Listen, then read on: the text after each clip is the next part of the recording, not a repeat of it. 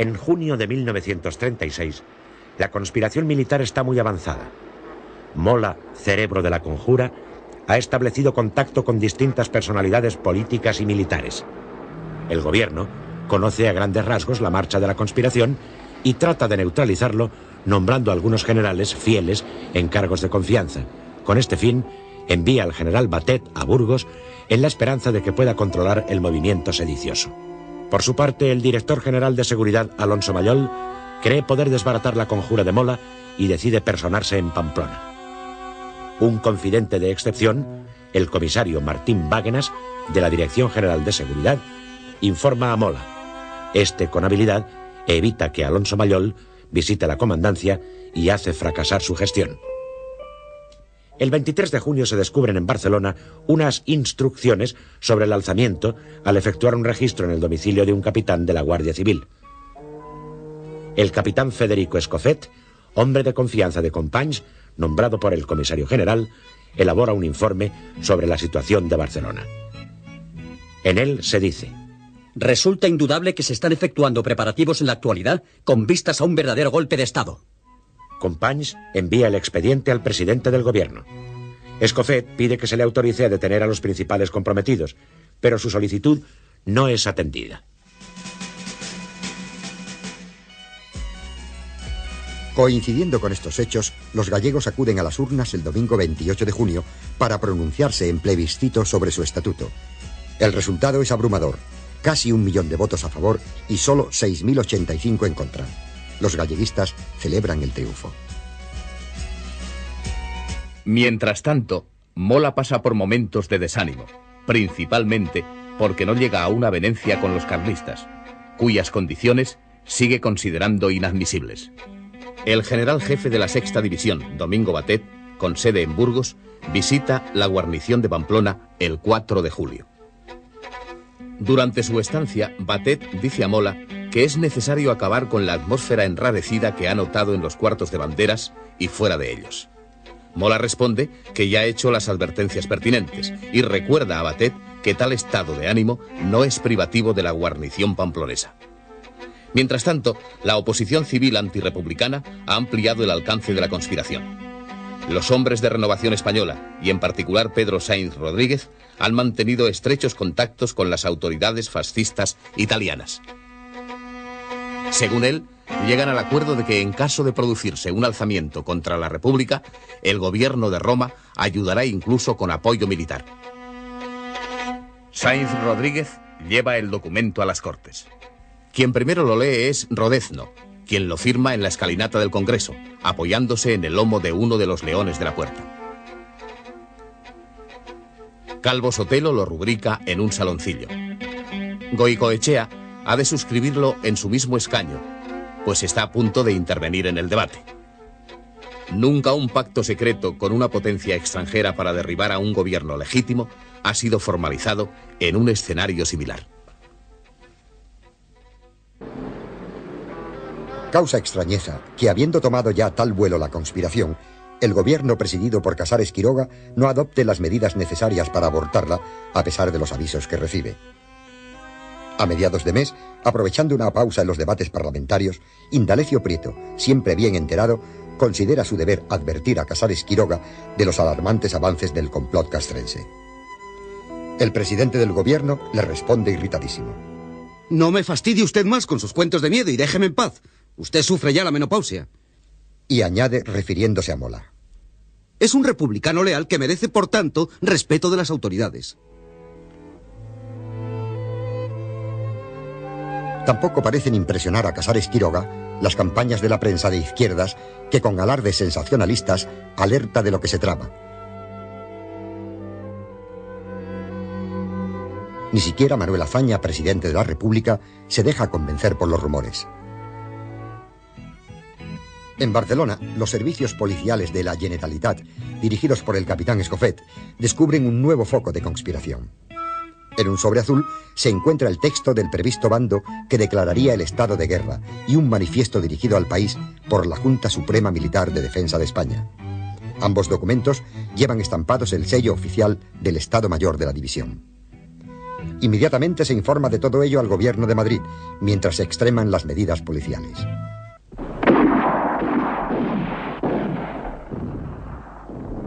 Dan comienzo en el denominado Llano Amarillo en la región de Ketama las maniobras de las tropas que guarnecen el protectorado de Marruecos. Al iniciarse los ejercicios, el teniente coronel Yagüe comenta con otros jefes y oficiales. Supongo que sabrán ustedes que vamos a sublevarnos. Estas maniobras han de ser, por la voluntad y por la generosidad del ejército, el punto de arranque de la cruzada de salvación que España espera de nosotros.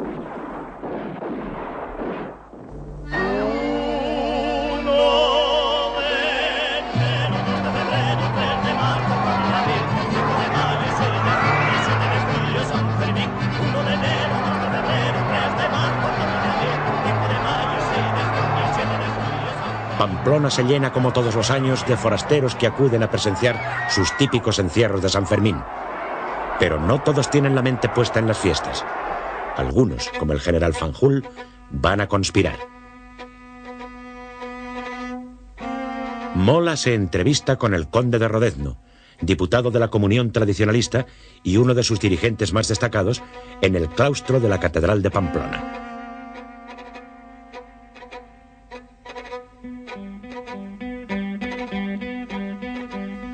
La pregunta del general es muy directa. Quiere saber qué decidirán los carlistas de Navarra el día en que el ejército se subleve. Rodezno responde: Mi general, creo que cuando usted toque el clarín, esos hombres no dudarán. En la misma noche, Mola recibe una llamada de su superior general Batet, quien le cita en Logroño a la primera hora de la mañana del día siguiente.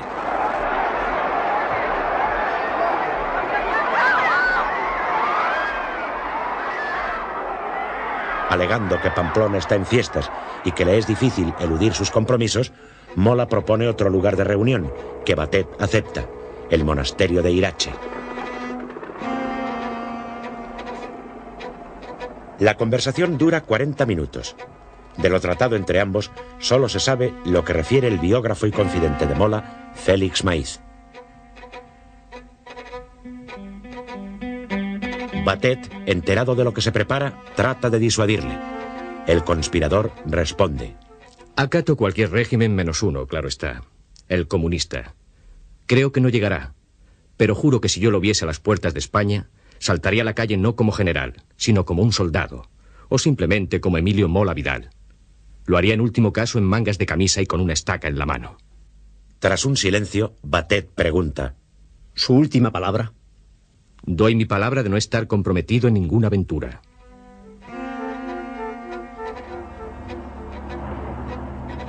Ya de vuelta a Pamplona, Mola comenta con su ayudante: ¿Lanzarse a defender la patria puede considerarse una aventura? Batet regresa a Burgos convencido de que Mola le ha dado palabra de no sublevarse y así lo transmite al gobierno.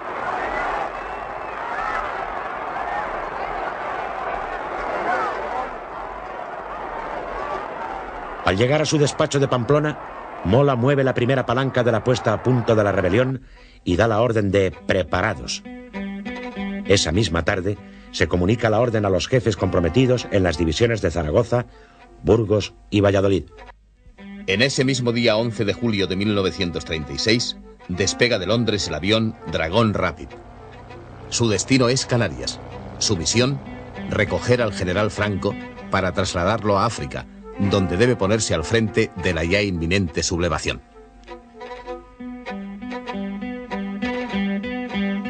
Lo ha fletado Juan Ignacio Luca de Tena, con la colaboración del corresponsal de ABC en Londres, Luis Antonio Bolín.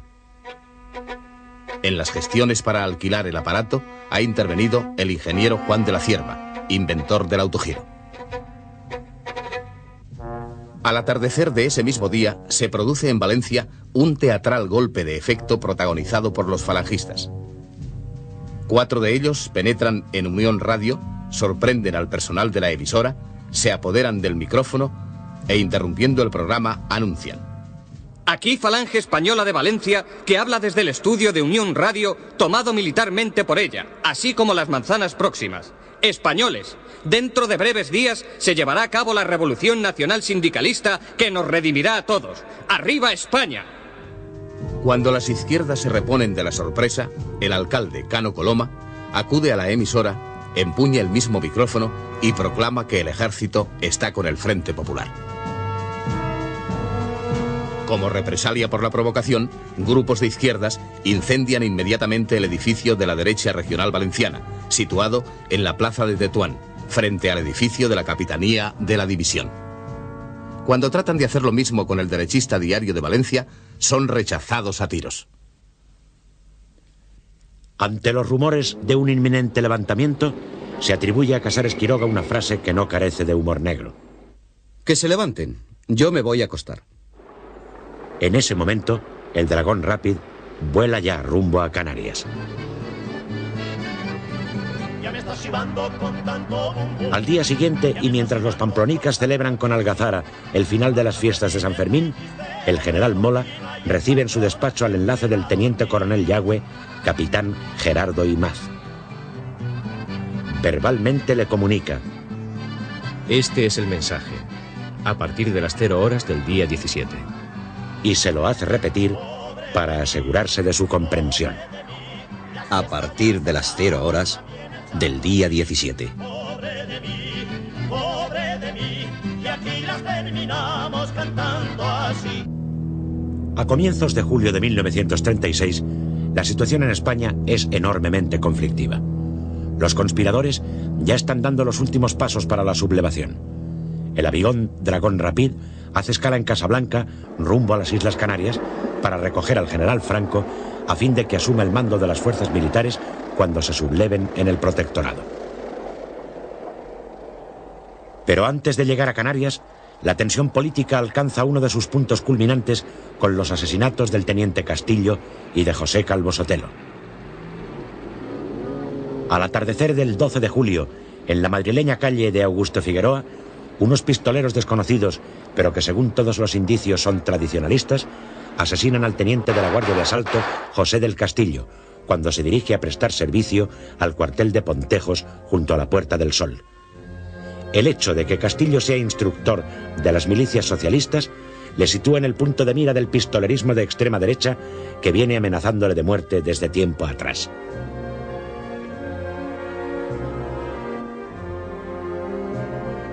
En medio de una atmósfera política peligrosamente cargada, se instala la capilla ardiente en la Dirección General de Seguridad. Muchos de los compañeros de Castillo están visiblemente excitados. Al día siguiente, tiene lugar el asesinato de Calvo Sotelo. Ya desde el asesinato del capitán Faraudo, algunos grupos quieren responder por la fuerza. La muerte de Castillo precipita los acontecimientos y deciden tomar represalias. Se hace cargo de la acción el capitán de la Guardia Civil, Fernando Condés, elegido por sorteo. Guardias de asalto, a los que se incorporan varios miembros de las milicias socialistas, entre ellos Luis Cuenca Estebas, salen en la madrugada del 13 de julio en una camioneta del cuerpo a ejecutar la venganza. Se dirigen primero al domicilio de Antonio Goicoechea y luego al de José María Gil Robles. Al no hallarlos, marchan al número 89 de la calle de Velázquez, residencia de Calvo Sotelo. Sin respetar su inmunidad parlamentaria, le detienen con el pretexto de un interrogatorio en la Dirección General de Seguridad. A pocos metros de su casa, en la misma camioneta en que le conducen, Cuenca asesina a Calvo Sotelo de un par de tiros en la nuca. El cadáver es abandonado en el cementerio del Este. Rápidamente se descubre el crimen.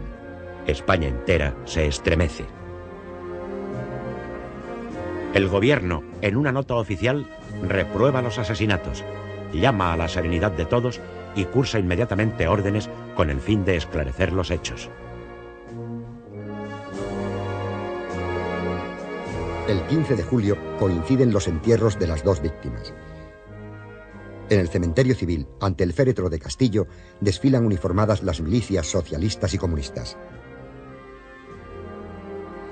Presiden el duelo el alcalde de Madrid y otras autoridades.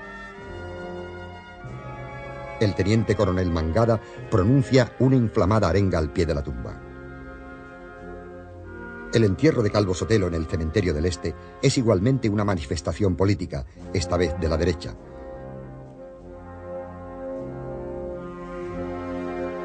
El líder de Renovación Española, Antonio Goicoechea, despide el cadáver con las siguientes palabras. Empeñamos solemne juramento de consagrar nuestra vida a esta triple labor. Imitar tu ejemplo, vengar tu muerte y salvar España. Que todo es uno y lo mismo. Los asistentes desfilan ante el féretro con el brazo en alto, lo que contribuye a una mayor crispación general. El asesinato de Calvo Sotelo no determina la sublevación militar que ya está en marcha. Tampoco ha sido ejecutado el líder derechista por orden del gobierno, ni con su complacencia.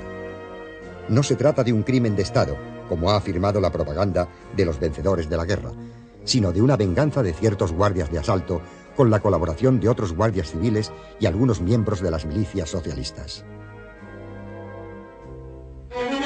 El gobierno suspende las sesiones de Cortes y convoca a la Diputación Permanente para solicitar una nueva prórroga del estado de alarma por 30 días. A la reunión no asiste el presidente del gobierno y elude así su responsabilidad de enfrentarse a la oposición. Es el ministro de Estado, Augusto Barcia, el encargado de representar al gabinete. El conde de Vallellano, en nombre de la Comunión Tradicionalista y Renovación Española, afirma: Nosotros no podemos convivir un momento más con los amparadores y cómplices morales de este acto. A continuación, se retira de las Cortes. Gil Robles, por su parte, manifiesta: Está creciendo y desarrollándose eso que en términos genéricos habéis dado en denominar fascismo, pero que no es más que un movimiento de sana y hasta de santa rebeldía que prende en el corazón de los españoles. Insiste en que el gobierno está siendo rebasado por las masas obreras y que es moralmente responsable de lo que ocurre, aunque afirma que no pretende acusar al gobierno de estar directamente mezclado en un hecho criminal como el asesinato de Calvo Sotelo. En nombre del gobierno, Augusto Barcia rechaza firmemente las insinuaciones de Gil Robles e indica: Lo que nadie que esté en su sano juicio podrá decir es que haya la relación más mínima entre estos hechos lamentables y actitudes del gobierno que por tolerancia o por negligencia hayan permitido actuaciones de organismos inferiores realizando hechos a todas luces vituperables. Por su parte, el diputado socialista Indalecio Prieto recuerda el asesinato del periodista Luis Irbal por legionarios en octubre de 1934 y cómo entonces las derechas hicieron cuanto pudieron por encubrir a los responsables. El diputado comunista José Díaz repudia y condena el asesinato, pero denuncia su instrumentalización política y afirma: Haremos cuanto sea necesario para que la República no desaparezca de España. Portela Valladares llama inútilmente a la concordia. Por bien de todos, hasta por egoísmo personal, estamos obligados unos y otros a decir alto el fuego. No es posible que lleguemos a un punto, no de inteligencia, pero sí de tregua. Pensadlo, señores diputados. Tras el debate, el gobierno consigue por amplio margen la aprobación de la prórroga del estado de alarma. Desde poco antes del asesinato de Calvo Sotelo, se suceden nerviosas órdenes y contraórdenes en el cuartel general de Mola, en Pamplona. Pero al final, la sublevación se inicia en Marruecos. A las 10 de la noche del día 16 de julio de 1936, tiene lugar el primer acto del alzamiento militar. El tercer tabor del Grupo de Regulares Indígenas de Alucemas número 5 abandona secretamente su acuartelamiento y se pone en marcha camino de Melilla.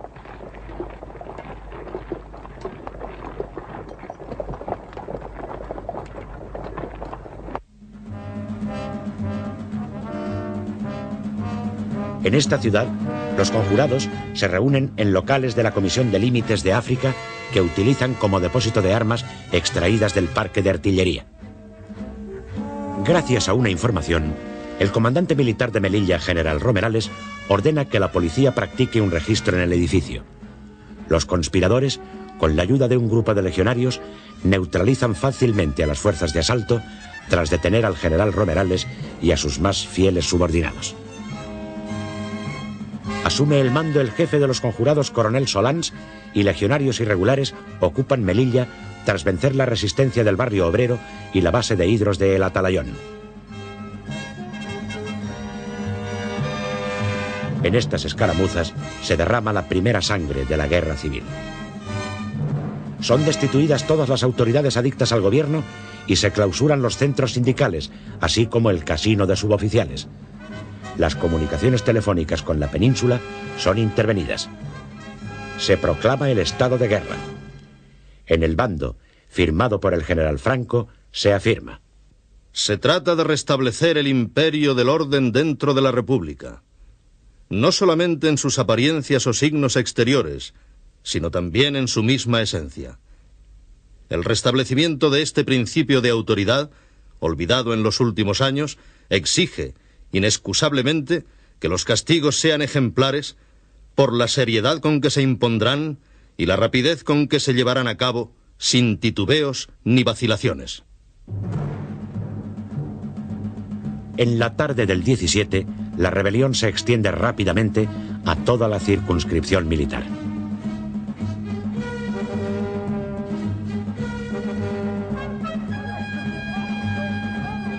En Tetuán, capital del protectorado, reside el alto comisario, Arturo Álvarez Builla, máxima autoridad del Marruecos español.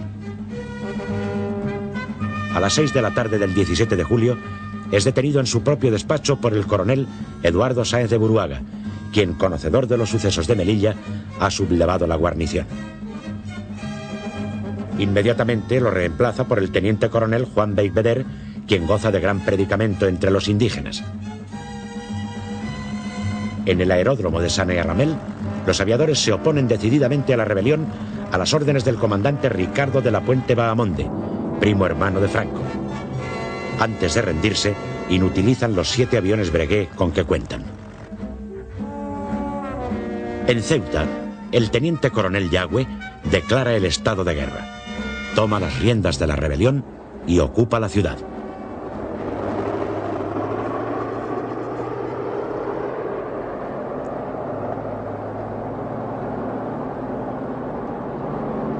En Larache, por el contrario, hubo un poco de resistencia. Durante 4 días, grupos de obreros y algunos militares fieles a la República, mandados por el capitán López Haro, trataron de resistir. Pero tan pronto como se controló todo el territorio del protectorado y se declaró el estado de guerra, comenzó una represión francamente dura. Las principales víctimas fueron los miembros del Frente Popular, sobre todo los dirigentes más destacados, sus autoridades y los militares adictos a la República y que hicieron frente a la sublevación. Entre otros nombres se pueden destacar los de Álvarez Builla, Romerales o de la Puente Bahamonde. Es decir, en Marruecos, desde el 18 de julio, las instrucciones de Mola se cumplieron al pie de la letra. Desde el 15 de julio, el avión Dragón Rapid espera en Las Palmas para recoger a Franco, comandante general de las islas, quien se encuentra todavía en su destino de Santa Cruz de Tenerife, donde se mueve con extrema cautela. La ocasión para trasladarse a Las Palmas la encuentra Franco al morir fortuitamente, el 16 de julio, el general Amado Balmes, comandante militar de la plaza.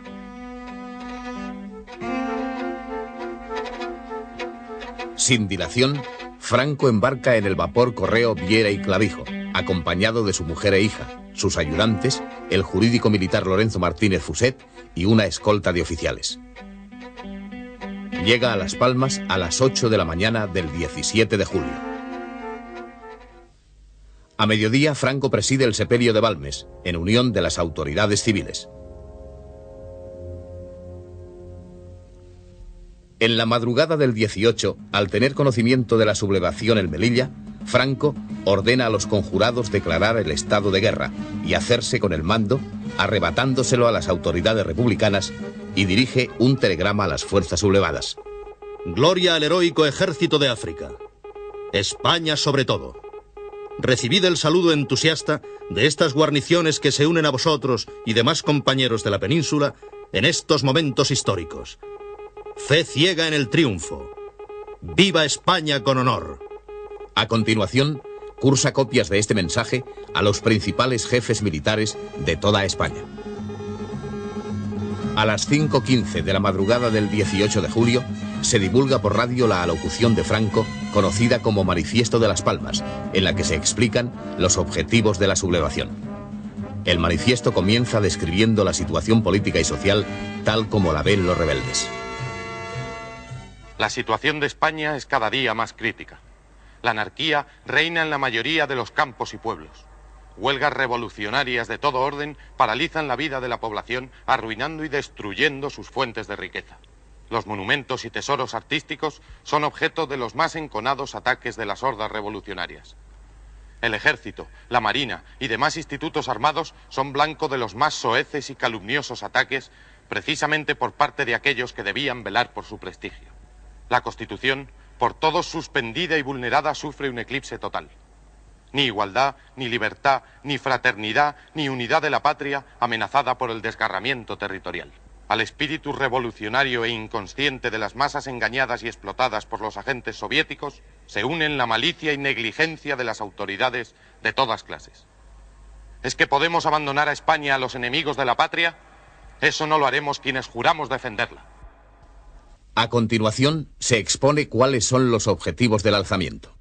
Justicia, igualdad ante las leyes ofrecemos. Paz y amor entre los españoles. Trabajo para todos. Justicia social llevada a cabo sin encono ni violencia y una equitativa y progresiva distribución de riquezas. La energía en el sostenimiento del orden estará en proporción a la magnitud de la resistencia que se ofrezca. El espíritu de odio y venganza no tienen albergue en nuestro pecho.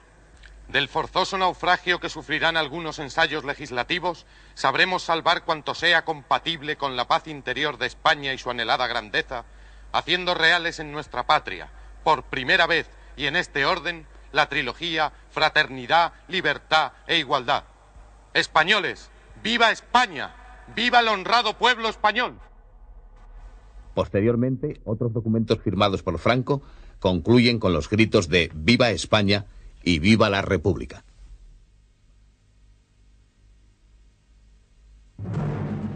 En la misma madrugada del 18 de julio, una compañía del Regimiento de Infantería proclama el estado de guerra por las calles de Las Palmas. Franco recibe llamadas del Ministerio de la Guerra instándole a deponer su actitud, pero responde que el movimiento no va contra la República, sino contra la revolución y la anarquía. A media mañana, Franco recibe la confirmación de Sáez de Buruaga de que los sublevados dominan los aeródromos del protectorado. Poco después, monta en el remolcador que le deja a las 2 de la tarde en las inmediaciones del aeropuerto de Gando, donde le espera el Dragón Rapid. Ha tomado precauciones. Su mujer y su hija se trasladan al guardacostas Arcila. Al día siguiente pasarán al vapor alemán Baldi, con destino a Lisboa, y el Havre. Antes de partir, Franco ha encomendado al general Luis Orgaz el mando del archipiélago. La Guardia Civil se incorpora a las tropas sublevadas y son detenidos los guardias de asalto contrarios al levantamiento. En Gran Canaria, la resistencia principal a la rebelión se centra en las poblaciones de Arucas, Galdar y Agaete. El guardacostas Arcila dispara su cañón sobre la montaña de Guía, en tanto ondean paños rojos en las azoteas de Galdar. Finalmente, el miércoles 22 de julio, la isla queda bajo el control absoluto de los sublevados y días más tarde sometido el resto del archipiélago tras pequeños conatos de resistencia. Son detenidos y fusilados el diputado comunista Suárez Morales y el farmacéutico Egea. Con ellos se inicia una durísima represión que tendrá como escenarios principales los pozos, la tristemente famosa Sima Ginamar, los acantilados y los campos de Gando, Fifes y La Isleta. Franco emprende el vuelo hacia la historia cuando se asegura de que la rebelión ha triunfado en África. Lo hace disfrazado de civil, provisto de un pasaporte diplomático y dejando a su familia a buen recaudo con la cobertura monetaria que les ha suministrado el financiero Juan Marc. El avión hace una escala en Agadir antes de proseguir hacia Casablanca, a donde llega a las 9 de la noche del 18 de julio. Franco desciende vestido de paisano y con sombrero gris. Mientras el Melilla se subleva la guarnición, en Madrid, la vida sigue su curso normal. El hecho sorprende a las autoridades republicanas que, por otro lado, no han adoptado medidas para prevenirlo. Uno de los primeros en enterarse de lo ocurrido es Indalecio Prieto, y a través de él llega la noticia al presidente de las Cortes, Diego Martínez Barrio. El gobierno se entera de lo ocurrido cuando está reunido el Consejo de Ministros en sesión ordinaria. Establece la censura total y ordena a varios buques de guerra que pongan rumbo a la zona sublevada. A primeras horas de la mañana del sábado 18, el gobierno se dirige a la población. Se ha frustrado un nuevo intento criminal contra la República. Una parte del ejército que representa a España en Marruecos se ha levantado en armas contra la República, sublevándose contra la patria propia y realizando un acto vergonzoso y criminal de rebelión contra el poder legítimamente constituido. El gobierno declara que el movimiento está exclusivamente circunscrito a determinadas ciudades de la zona del protectorado y que nadie, absolutamente nadie, se ha sumado en la península a este empeño absurdo.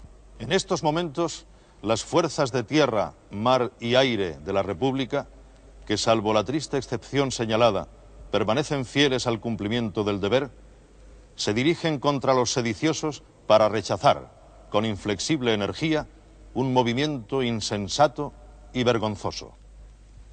El gobierno de la República domina la situación y afirma que no ha de tardar en anunciar a la opinión pública que se ha restablecido la normalidad. Con lentitud empiezan a adoptarse diversas medidas. El general Sebastián Pozas, inspector general de la Guardia Civil, ordena la detención de cuantos militares se desplacen fuera de sus ciudades de destino, cualquiera que sea su rango. Se ordena a las bases aéreas de Getafe, Cabo Jubi y Mahón que sus aviones reposten de combustible y carguen bombas para atacar los reductos en poder de los sublevados.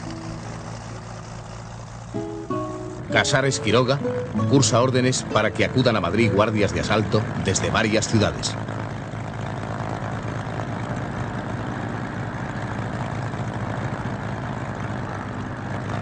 Entretanto, en Sevilla se fragua un nuevo estallido rebelde. Alma de la conspiración es el comandante de Estado Mayor José Cuesta Monereo, quien tiene preparada la declaración del estado de guerra. Ha conseguido la adhesión de la Guardia Civil y de diversos jefes y oficiales de caballería y artillería. Cuenta también con el activo núcleo carlista al que se agregarán los elementos falangistas mandados por el popular torero El Algabeño. Está en contacto con ellos el general Queipo de Llano, inspector de carabineros, con residencia oficial en Madrid, designado por la Junta de Generales para sublevar la guarnición sevillana. Y llega a Sevilla el día 18. Va al hotel, se viste de uniforme, marcha a la división y destituye a los generales Fernández Villabrille y López Biota, jefes superiores de la guarnición. Con la ayuda de Cuesta Monereo, detiene a los jefes y oficiales leales a la legalidad republicana. Queipo se traslada al cuartel de infantería y, pistola en mano, detiene a quienes se niegan a secundarle. Arenga a la fuerza y proclama el estado de guerra con un bando en el que afirma actuar en bien de la patria y de la República. Solo los guardias de asalto mandados por el comandante Loureiro se atrincheran en la Plaza Nueva en defensa del orden constitucional. En breves horas, los sublevados ocupan el ayuntamiento y rinden a cañonazos la Telefónica. También capitulan los leales que resisten en el gobierno civil. Las fuerzas de asalto se baten desesperadamente en el Hotel Inglaterra. La artillería dispara contra el hotel y entonces el gobernador civil, José Manuel Varela Rendueles, ordena cesar el fuego. Allí es hecho prisionero el comandante Loureiro, que será fusilado, así como el capitán Álvarez Patiño y otros oficiales más. A media tarde, los sublevados dominan el centro de la ciudad. Los obreros se refugian en los barrios periféricos. Se alzan barricadas en Triana, La Macarena, El Pumarejo, San Julián, San Bernardo. Uno de los hechos determinantes de la suerte de Sevilla es el que el aeródromo militar es controlado rápidamente por los rebeldes. De entrada, esto aborta la iniciativa del gobierno de actuar por vía aérea contra los sublevados del protectorado. Los capitanes Vara del Rey y Alfonso Carrillo se apoderan de 2 aviones que han llegado desde Barajas y les impiden realizar la acción sobre Marruecos. Además, el aeródromo será pieza fundamental para el futuro traslado de las tropas coloniales hacia la península. En Córdoba, en la tarde del 18, el coronel del Regimiento de Artillería Ciriaco Cascajo Ruiz proclama el estado de guerra. Se le oponen decididamente elementos frente populistas que acabarán por rendirse. En Málaga, el general de brigada Francisco Pachot, tras recibir órdenes de Queipo de Llano, se suma a la rebelión, aunque sin entusiasmo y con vacilaciones. Entra en el puerto el destructor Sánchez Barcaiztegui, con la dotación amotinada a favor de la República, y su comandante, capitán de fragata Bastarreche, detenido. Ello hace que Pachot renuncie a sublevar las tropas. En Cádiz, el comandante militar general José López Pinto está comprometido en el alzamiento. En esta ciudad se encuentra también el general José Enrique Varela, confinado por el gobierno, dispuesto a sumarse a la rebelión. También se adhieren a los sublevados las guarniciones de Jerez de la Frontera y de Algeciras.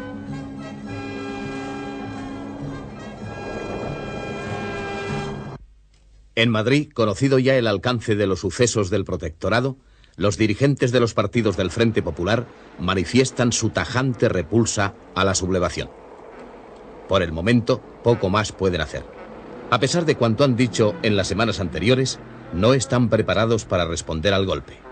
Un dirigente tan cualificado como Largo Caballero, que llegó a amenazar con desencadenar la revolución en el caso de que los militares se alzasen en armas, acude en tranvía a la residencia del presidente de la República para enterarse de las medidas que está tomando el gobierno. Ya en la tarde del 18 de julio, las noticias procedentes de Andalucía empiezan a crispar los ánimos y las masas se lanzan a la calle. Les exaspera la falta de transparencia informativa, la pasividad de los gobernantes y las escasas órdenes emanadas de las autoridades. Ante el clamor popular pidiendo armas, Casares Quiroga afirma taxativamente: mientras yo sea presidente, no se armará al pueblo. Sin embargo, su ayudante, el comandante Luis Barceló, entrega varios cientos de pistolas del Ministerio de la Guerra a la Casa del Pueblo.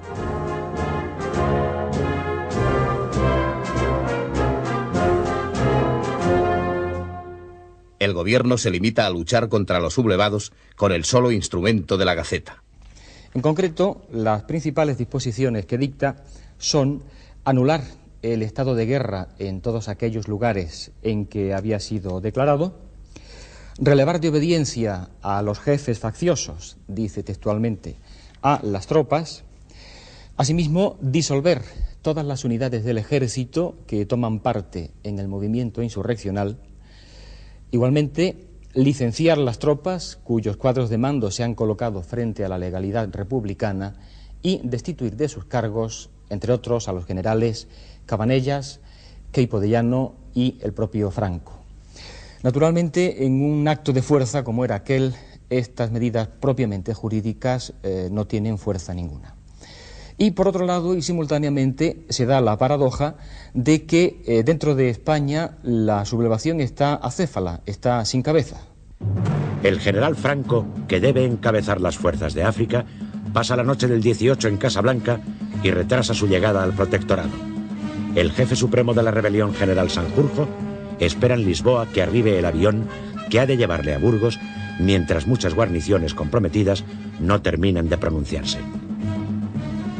Franco reemprende su vuelo en la madrugada del día 19.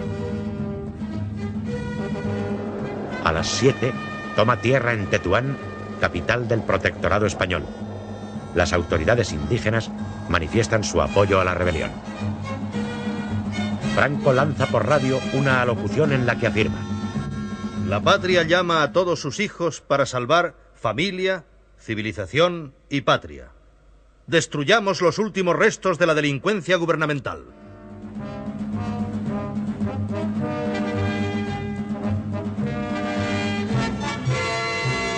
Mientras tanto, sale de Ceuta un primer convoy formado por el destructor Churruca y la motonave Ciudad de Algeciras, transportando tropas de regulares, y llegan a Cádiz a las 5 de la madrugada del día 19 de julio. Estos refuerzos permiten a los generales López Pinto y Varela vencer la resistencia de las fuerzas leales a la República. La plaza está dominada. Con Cádiz queda también en poder de los sublevados la base naval de San Fernando. El control de esta base supone un importante apoyo estratégico para las operaciones de la flota que organizarán los rebeldes. Simultáneamente llegan a Algeciras el cañonero Dato y el mercante Cabo Espartel, también con fuerzas de regulares de Ceuta. El desembarco sofoca los núcleos adictos al gobierno, tanto en Algeciras como en la línea de la Concepción. Durante la noche del 18 de julio, Queipo de Llano controla el núcleo principal de Sevilla, pero no barrios populares como San Julián, el Pumarejo o la Macarena, donde se han levantado barricadas e incendiado iglesias. En Triana, fuerzas obreras dotadas de escopetas de caza, armas blancas y algunas pistolas intentan tomar el parque de artillería de la Maestranza. Queipo no se arriesga a adentrarse en la zona por no contar con efectivos suficientes. Descubre, sin embargo, en la radio un arma poderosa al servicio de la propaganda rebelde. Su primera alocución tiene una repercusión contradictoria. Por un lado, revela la amplitud de la sublevación, incluso en lugares en donde todavía no se ha producido. Por otro, da confianza a la España antirrepublicana. Queipo inicia sus charlas con un escueto «Buenas noches, señores», que rápidamente se populariza. De su lenguaje y estilo son elocuente muestra estas frases. Nuestros valientes legionarios irregulares han enseñado a los rojos lo que es ser hombre. De paso también a las mujeres de los rojos, que ahora por fin han conocido a hombres de verdad y no castrados milicianos. Dar patadas y berrear no la salvará.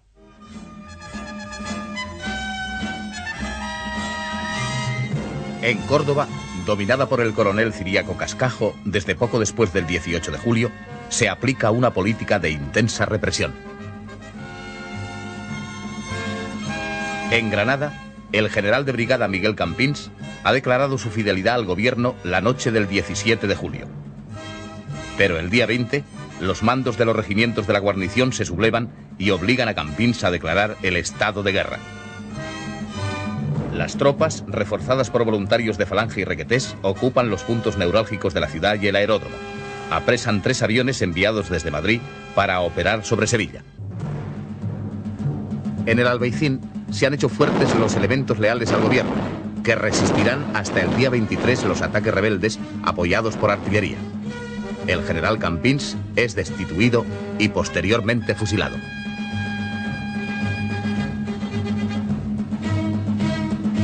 En Málaga, recuperado el control de la ciudad por los elementos leales a la República, es detenido el general Pachot.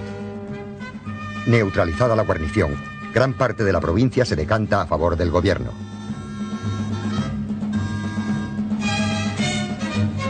El 27 de julio, una columna enviada por Queipo sobre Huelva se apodera de la ciudad, evacuada previamente por sus defensores republicanos que cruzan la frontera portuguesa.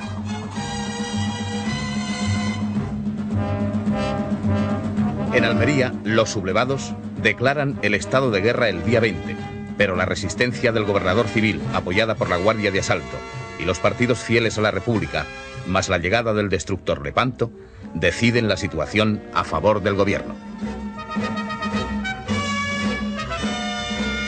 En Jaén no se produce intento alguno de rebelión. Un grupo de guardias civiles con sus familias y algunos paisanos, de acuerdo con las autoridades del Frente Popular, salen de la ciudad y se instalan en el santuario de Nuestra Señora de la Cabeza, cerca de Andújar.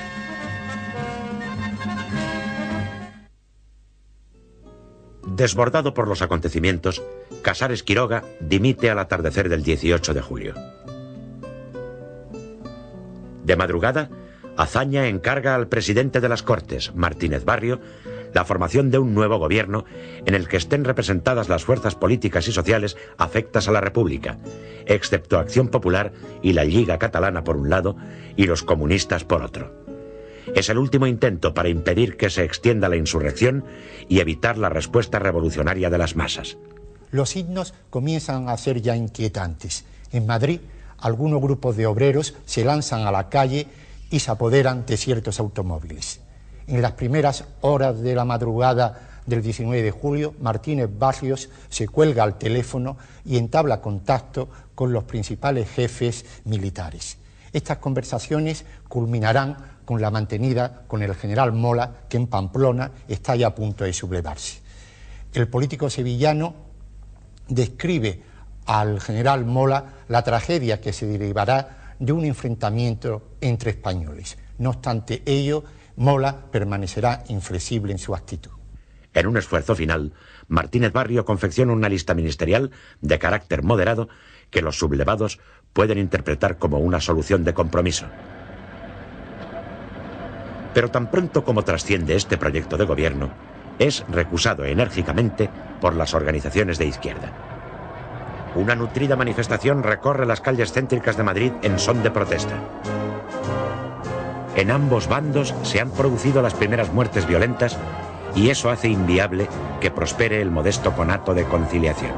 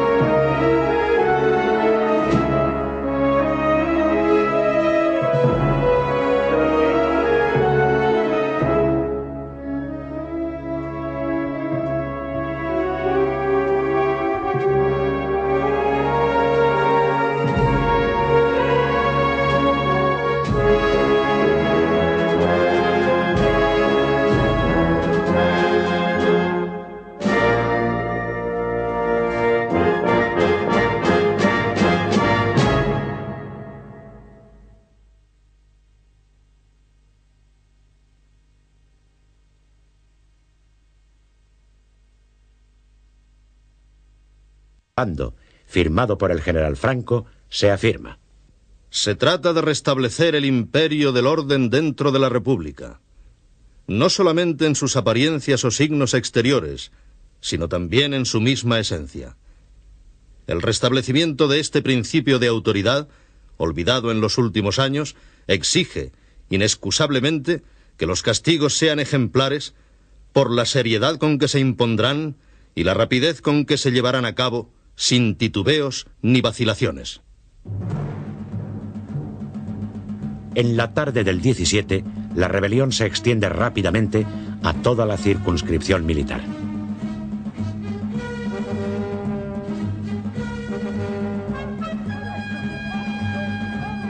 En Tetuán, capital del protectorado, reside el alto comisario, Arturo Álvarez Builla, máxima autoridad del Marruecos español. A las 6 de la tarde del 17 de julio, es detenido en su propio despacho por el coronel Eduardo Sáenz de Buruaga, quien, conocedor de los sucesos de Melilla, ha sublevado la guarnición. Inmediatamente lo reemplaza por el teniente coronel Juan Beigbeder, quien goza de gran predicamento entre los indígenas.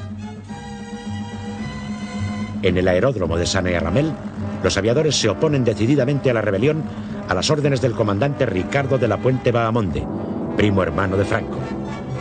Antes de rendirse, inutilizan los 7 aviones Breguet con que cuentan. En Ceuta, el teniente coronel Yagüe declara el estado de guerra, toma las riendas de la rebelión y ocupa la ciudad.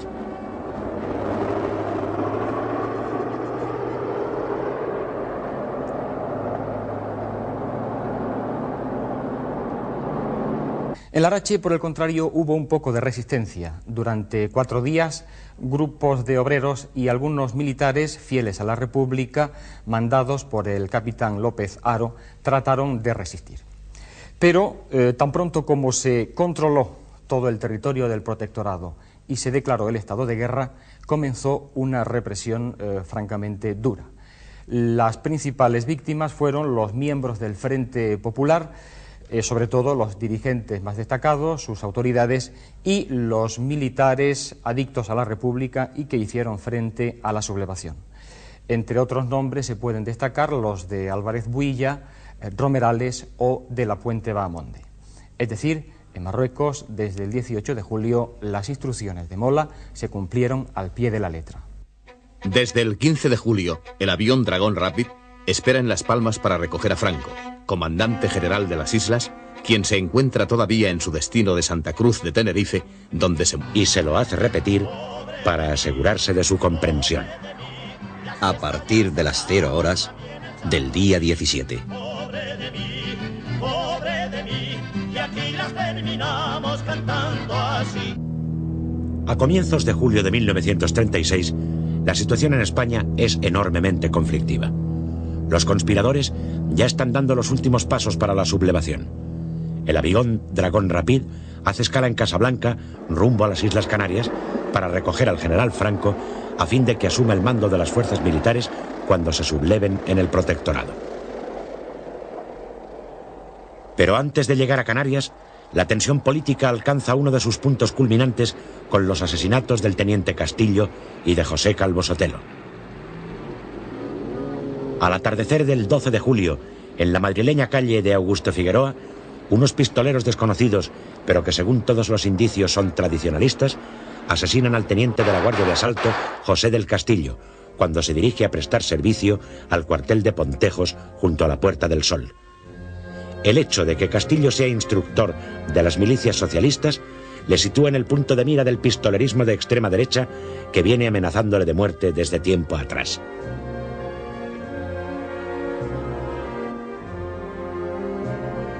En medio de una atmósfera política peligrosamente cargada, se instala la capilla ardiente en la Dirección General de Seguridad. Muchos de los compañeros de Castillo están visiblemente excitados. Al día siguiente, tiene lugar el asesinato de Calvo Sotelo. Ya desde el asesinato del capitán Faraudo, algunos grupos quieren responder por la fuerza.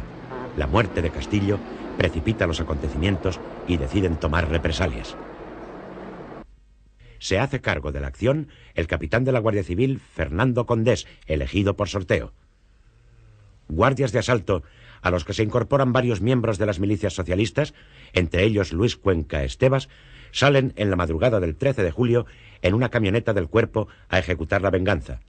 Se dirigen primero al domicilio de Antonio Goicoechea y luego al de José María Gil Robles. Al no hallarlos, marchan al número 89 de la calle de Velázquez, residencia de Calvo Sotelo. Sin respetar su inmunidad parlamentaria, le detienen con el pretexto de un interrogatorio en la Dirección General de Seguridad. A pocos metros de su casa, en la misma camioneta en que le conducen, Cuenca asesina a Calvo Sotelo de un par de tiros en la nuca. El cadáver es abandonado en el cementerio del Este. Rápidamente se descubre el crimen. España entera se estremece. El gobierno, en una nota oficial, reprueba los asesinatos, llama a la serenidad de todos y cursa inmediatamente órdenes. Española afirma: nosotros no podemos convivir un momento más con los amparadores y cómplices morales de este acto. A continuación, se retira de las Cortes. Gil Robles, por su parte, manifiesta: está creciendo y desarrollándose eso que en términos genéricos habéis dado en denominar fascismo, pero que no es más que un movimiento de sana y hasta de santa rebeldía que prende en el corazón de los españoles. insiste en que el gobierno está siendo rebasado por las masas obreras y que es moralmente responsable de lo que ocurre, aunque afirma que no pretende acusar al gobierno de estar directamente mezclado en un hecho criminal como el asesinato de Calvo Sotelo.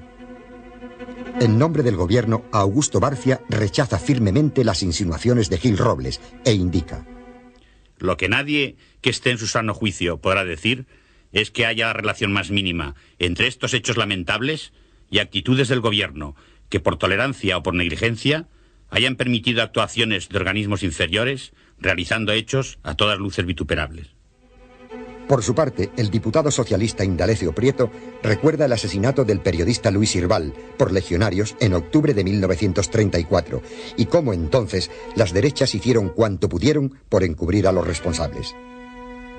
El diputado comunista José Díaz repudia y condena el asesinato, pero denuncia su instrumentalización política y afirma: haremos cuanto sea necesario para que la República no desaparezca de España. Portela Valladares llama inútilmente a la concordia. Por bien de todos, hasta por egoísmo personal, estamos obligados unos y otros a decir alto el fuego. No es posible que lleguemos a un punto, no de inteligencia, pero sí de tregua. Pensadlo, señores diputados. Tras el debate, el gobierno consigue por amplio margen la aprobación de la prórroga del estado de alarma. Desde poco antes del asesinato de Calvo Sotelo, se suceden nerviosas órdenes y contraórdenes en el cuartel general de Mola en Pamplona. Pero al final, la sublevación se inicia en Marruecos. A las 10 de la noche del día 16 de julio de 1936 tiene lugar el primer acto del alzamiento militar. El tercer tabor del Grupo de Regulares Indígenas de Alucemas número 5 abandona secretamente su acuartelamiento y se pone en marcha camino de Melilla.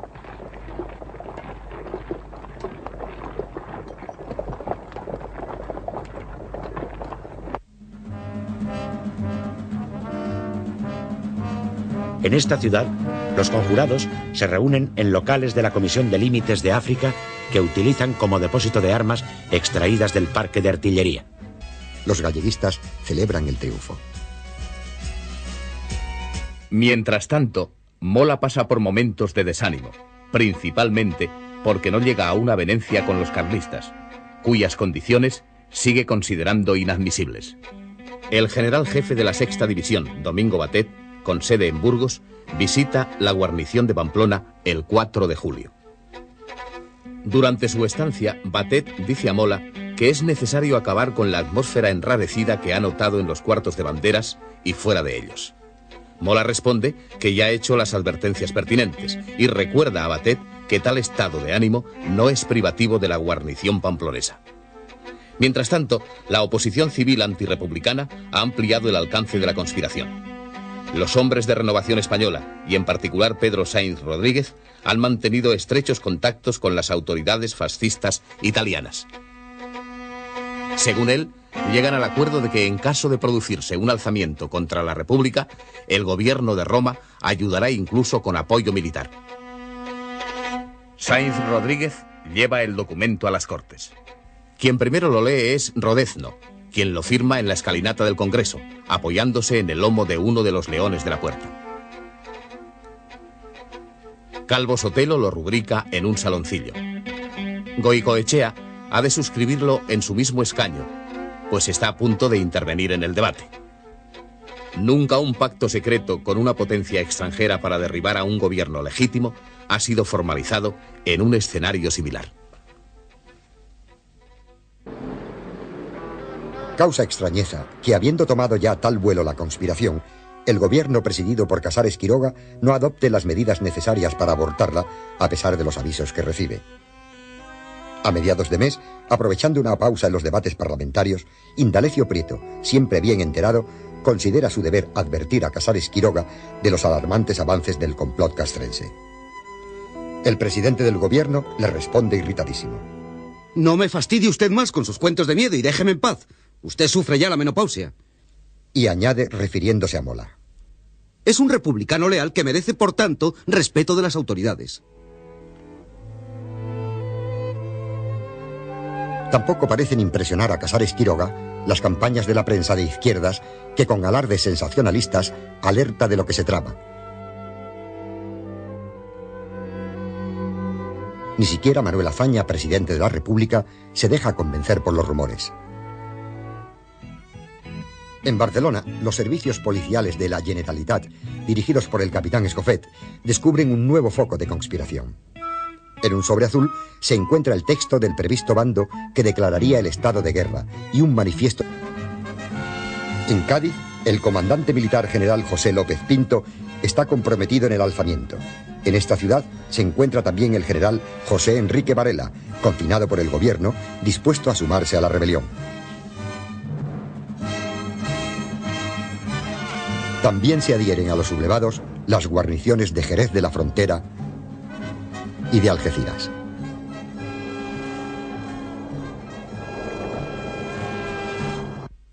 En Madrid, conocido ya el alcance de los sucesos del protectorado, los dirigentes de los partidos del Frente Popular manifiestan su tajante repulsa a la sublevación. Por el momento, poco más pueden hacer. A pesar de cuanto han dicho en las semanas anteriores, no están preparados para responder al golpe. Un dirigente tan cualificado como Largo Caballero, que llegó a amenazar con desencadenar la revolución en el caso de que los militares se alzasen en armas, acude en tranvía a la residencia del presidente de la República para enterarse de las medidas que está tomando el gobierno. Ya en la tarde del 18 de julio, las noticias procedentes de Andalucía empiezan a crispar los ánimos y las masas se lanzan a la calle. Les exaspera la falta de transparencia informativa, la pasividad de los gobernantes y las escasas órdenes emanadas de las autoridades. Ante el clamor popular pidiendo armas, Casares Quiroga afirma taxativamente: mientras yo sea presidente, no se armará al pueblo. Sin embargo, su ayudante, el comandante Luis Barceló, entrega varios cientos de pistolas del Ministerio de la Guerra a la Casa del Pueblo.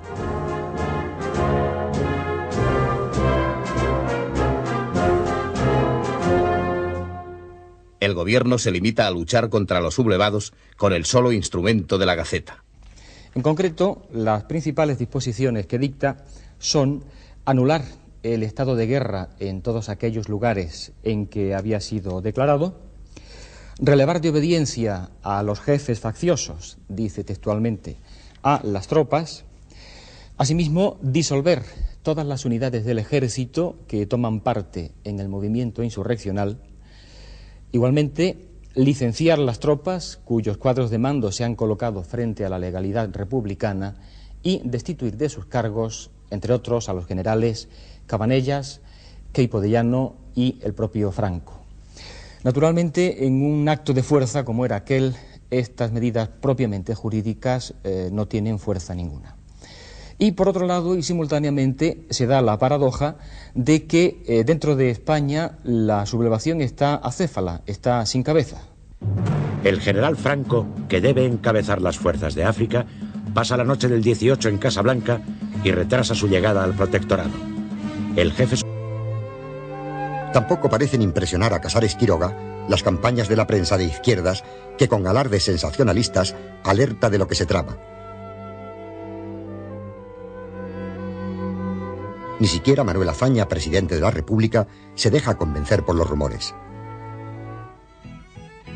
En Barcelona, los servicios policiales de la Generalitat, dirigidos por el capitán Escofet, descubren un nuevo foco de conspiración. En un sobre azul se encuentra el texto del previsto bando que declararía el estado de guerra y un manifiesto dirigido al país por la Junta Suprema Militar de Defensa de España. Ambos documentos llevan estampados el sello oficial del Estado Mayor de la División. Inmediatamente se informa de todo ello al gobierno de Madrid, mientras se extreman las medidas policiales.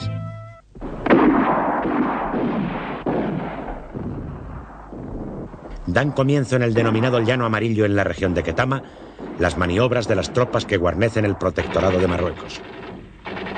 Al iniciarse los ejercicios, el teniente coronel Yagüe comenta con otros jefes y oficiales: supongo que sabrán ustedes que vamos a sublevarnos. Estas maniobras han de ser, por la voluntad y por la generosidad del ejército, el punto de arranque de la cruzada de salvación que España espera de nosotros.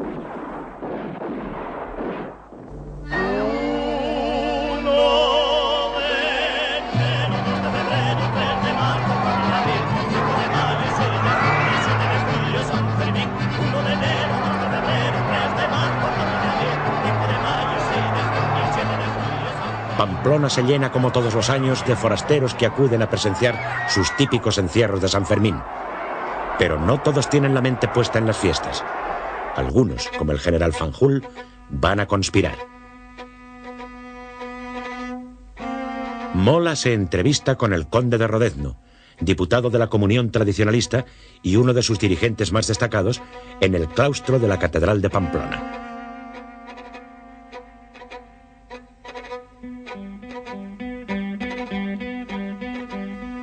La pregunta del general es muy directa. Quiere saber qué decidirán los carlistas de Navarra el día en que el ejército se subleve. Rodezno responde: Mi general, creo que cuando usted toque el clarín, esos hombres no dudarán. En la misma noche, Mola recibe una llamada de su superior general Batet, quien le cita en Logroño a la primera hora de la mañana del día siguiente.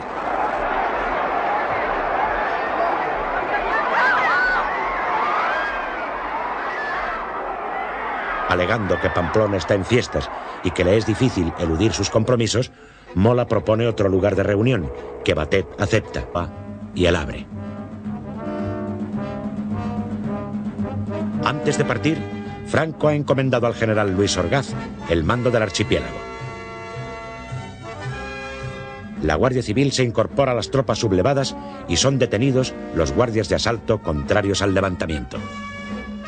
En Gran Canaria, la resistencia principal a la rebelión se centra en las poblaciones de Arucas, Galdar y Agaete. El guardacostas Arcila dispara su cañón sobre la montaña de Guía, en tanto ondean paños rojos en las azoteas de Galdar.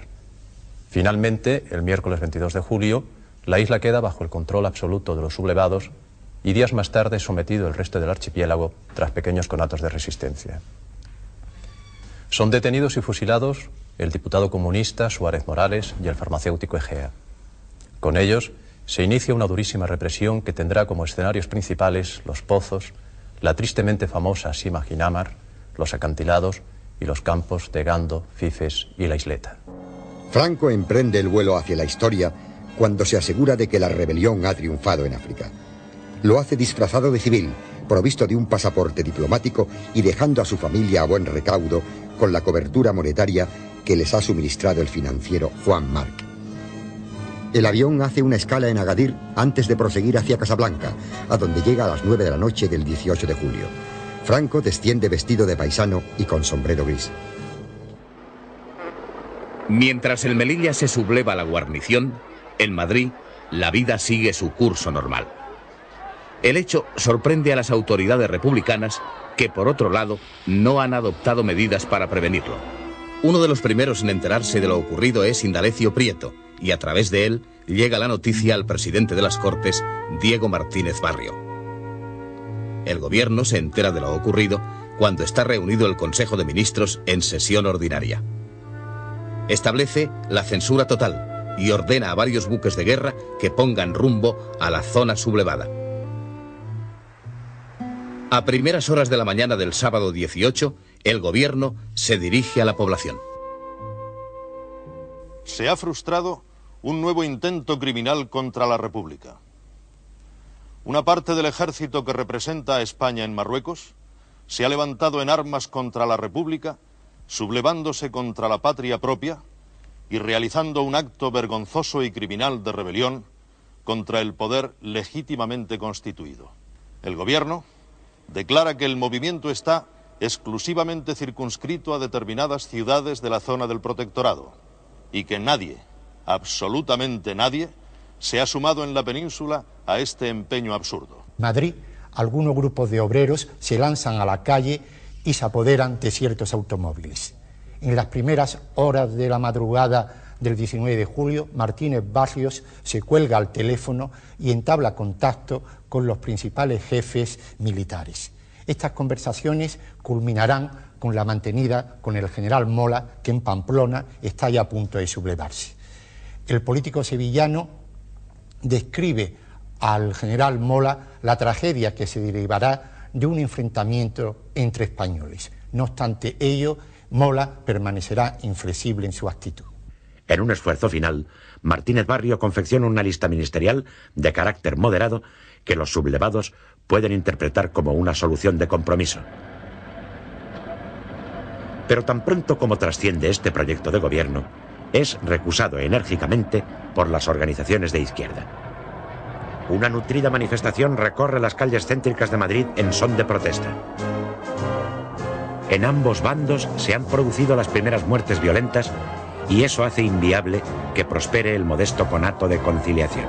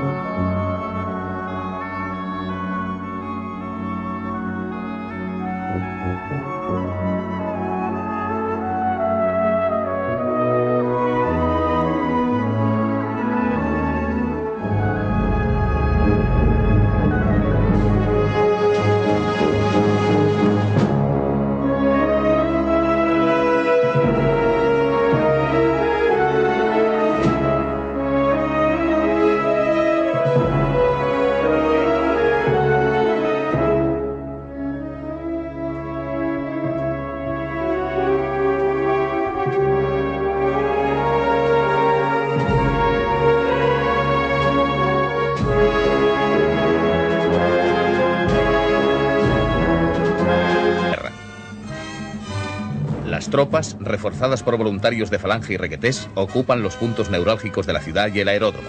Apresan 3 aviones enviados desde Madrid para operar sobre Sevilla. En el Albaicín se han hecho fuertes los elementos leales al gobierno, que resistirán hasta el día 23 los ataques rebeldes apoyados por artillería. El general Campins es destituido y posteriormente fusilado.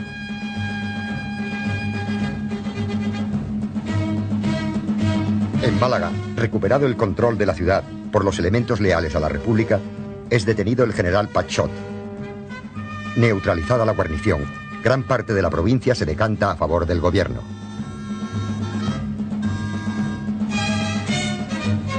El 27 de julio, una columna enviada por Queipo sobre Huelva se apodera de la ciudad, evacuada previamente por sus defensores republicanos que cruzan la frontera portuguesa.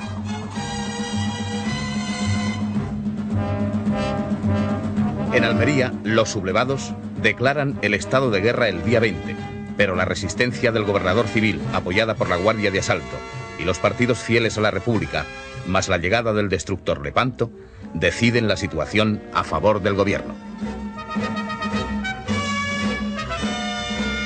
En Jaén no se produce intento alguno de rebelión. Un grupo de guardias civiles con sus familias y algunos paisanos, de acuerdo con las autoridades del Frente Popular, salen de la ciudad y se instalan en el santuario de Nuestra Señora de la Cabeza, cerca de Andújar.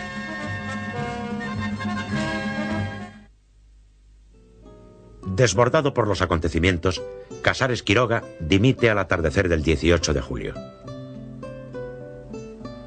De madrugada, Azaña encarga al presidente de las Cortes, Martínez Barrio, la formación de un nuevo gobierno en el que estén representadas las fuerzas políticas y sociales afectas a la República, excepto Acción Popular y la Lliga Catalana por un lado y los comunistas por otro. Es el último intento para impedir que se extienda la insurrección y evitar la respuesta revolucionaria de las masas. Los signos comienzan a ser ya inquietantes. En Madrid, algunos grupos de obreros se lanzan a la calle y se apoderan de ciertos automóviles. En las primeras horas de la madrugada del 19 de julio, Martínez Barrios se cuelga al teléfono y entabla contacto con los principales jefes militares. Estas conversaciones culminarán con la mantenida con el general Mola, que en Pamplona está ya a punto de sublevarse. El político sevillano describe al general Mola la tragedia que se derivará de un enfrentamiento entre españoles. No obstante ello, Mola permanecerá inflexible en su actitud. En un esfuerzo final, Martínez Barrio confecciona una lista militar. Para trasladarse a Las Palmas, la encuentra Franco al morir fortuitamente, el 16 de julio, el general Amado Balmes, comandante militar de la plaza.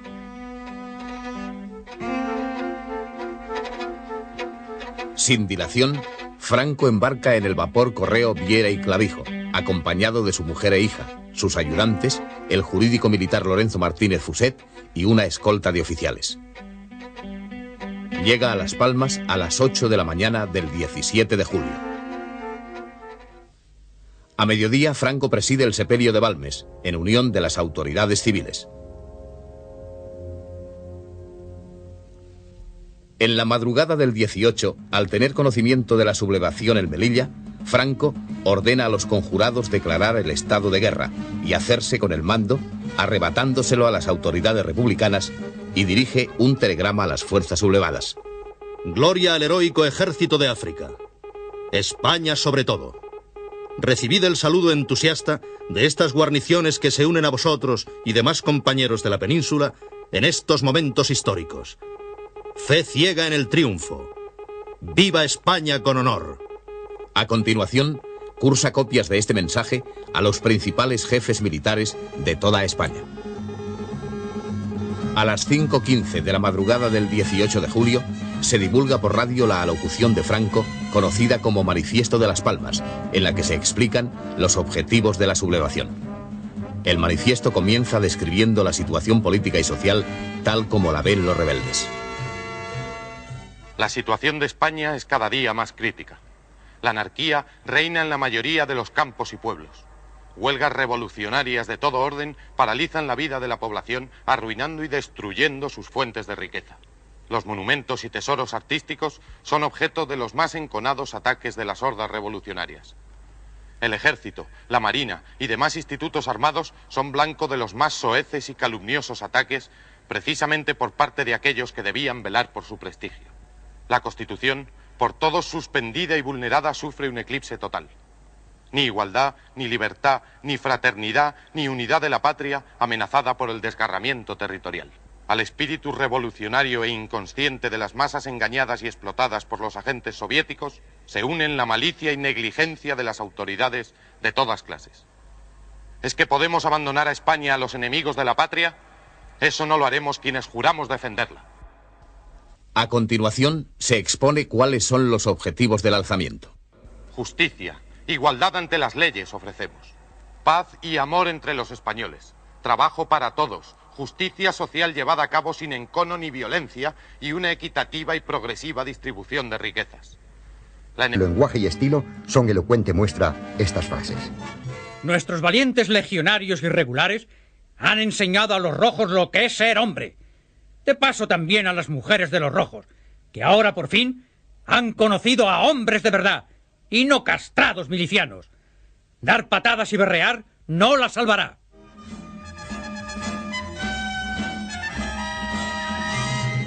En Córdoba, dominada por el coronel Ciriaco Cascajo, desde poco después del 18 de julio, se aplica una política de intensa represión. En Granada, el general de brigada Miguel Campins ha declarado su fidelidad al gobierno la noche del 17 de julio.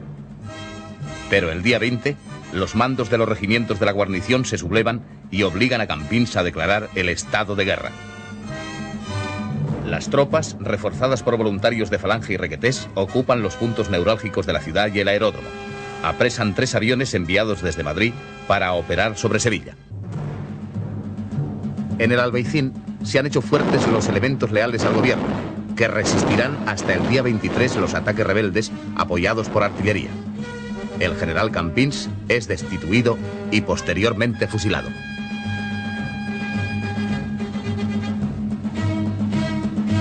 En Málaga, recuperado el control de la ciudad por los elementos leales a la República, es detenido el general Pachot.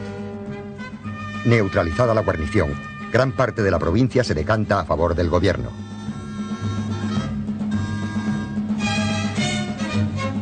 El 27 de julio, una columna enviada por Queipo sobre Huelva se apodera de la ciudad, evacuada previamente por sus defensores republicanos que cruzan la frontera portuguesa.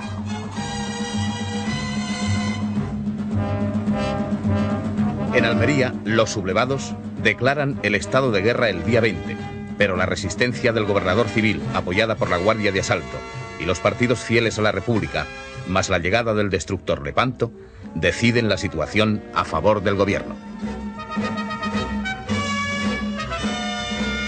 En Jaén no se produce intento alguno de rebelión. Un grupo de guardias civiles con sus familias y algunos paisanos, de acuerdo con las autoridades del Frente Popular, salen de la ciudad y se instalan en el santuario de Nuestra Señora de la Cabeza, cerca de Andújar.